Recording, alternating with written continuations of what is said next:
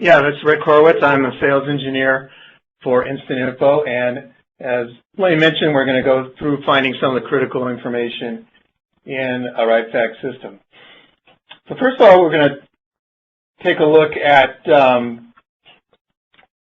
how to find the number of faxes in the system. I'm going to switch over and look at my system here. So the place you go to do that is in FaxUtil. So I'm right now in the FaxUtil, which if you're a RightFax user, you should be familiar with.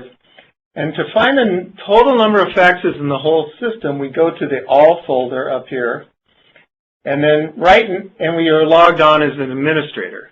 So right now it's showing the number of faxes for the administrator.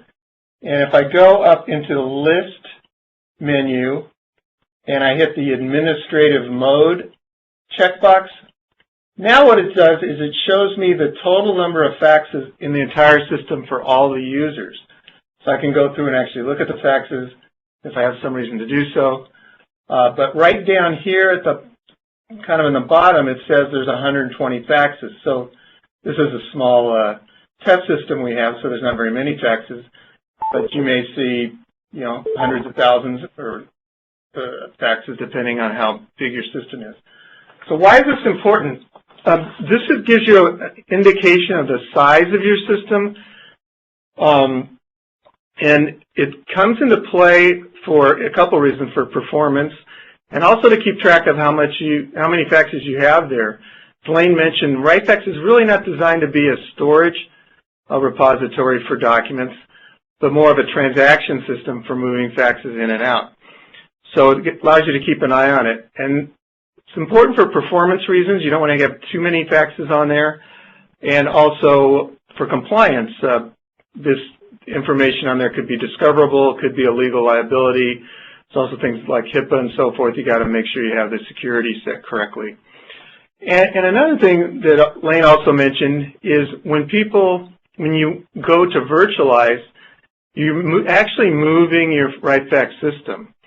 In order to do that, the way we do it here at IIS typically is we build the new virtual system in parallel, because typically when we're going to virtual, we are eliminating the fax boards, which require hardware, and moving to fax over IP or SR140 software, which is totally software and totally virtual. So when we do that, we like to get everything set up in advance and then migrate any of the fax data and the fax images that you want to move from your old system to another. And we have some tools that allow us to do that and do it even incrementally, so we can build up a system and not have to have a potentially risky cutover and multiple upgrades. And we can do upgrades across multiple versions, say from 9.3 to 10, or across different operating systems.